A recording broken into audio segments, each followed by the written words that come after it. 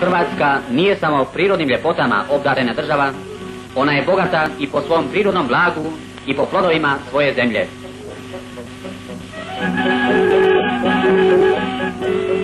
Zloguki i znamjerni proroci proricali su nam još pred zimu crne dane.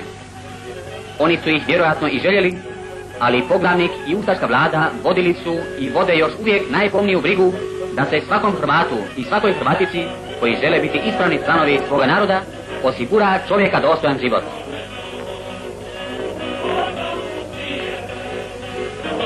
Da nije bilo zločinačke djelatnosti odmetnika, radi kojih zemlja nije dala sve ono što bi mogla dati u mirno doba, mi ni u ovim ozbiljnim vremenima ne bismo osjetili nikakvih posljedica ratnog stanja.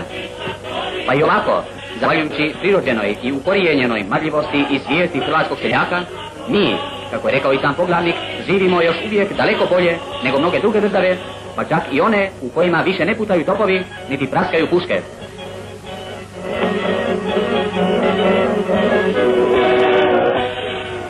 Hrvatski seljak, koji se u isto doba s puškom u ruci bori protiv ostataka neprijateljskih snaga i znojem lica svoga sprema hranu svima nama, dokazuje time najjasnije koliko je njegova velika ljubav i odanost prema njegovoj državi Hrvatskoj.